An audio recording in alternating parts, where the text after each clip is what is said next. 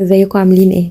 النهارده هنفرز مع بعض الطماطم بكل بساطة، واحنا واقفين في المطبخ بنعمل اي اكلة عندنا بنعملها عادي الغدا بتاعنا.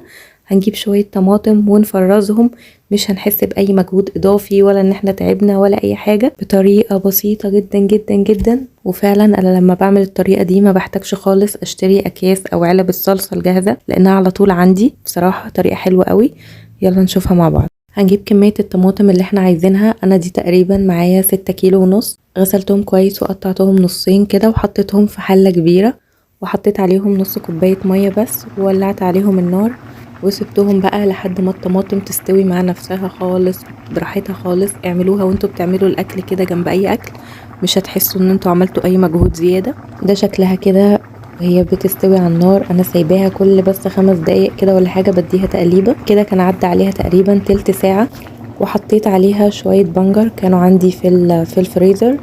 لو موجود حطوه، هو بس بيزود اللون بس ملوش اي طعم خالص. لو مش موجود ممكن تستغنوا عنه. وكمان حطيت معلقة كبيرة مليانة سكر برضو عشان الحموضة بتاعة الطماطم.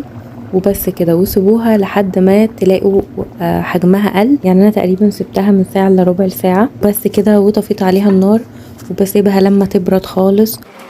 وببتدي بقى اضربها. شوفوا انتوا تحبوا تضربوها بالخلاط او بالهاند بلندر، انا هنا استخدمت الهاند بلندر وضربتها كويس جدا جدا جدا. دي اهم حاجة لحد ما تبقى ناعمة خالص. بس خدوا بالكم لو هتستخدموا الهاند بلندر زي كده انها هتطرطش طماطم في كل حتة، على الهدوم، على الحيطة، على الترابيزة، فخلوا بالكم. بعد ما ضربتوها بقى، اللي يحب يصفيها يجيب مصفى ويبتدي يصفيها.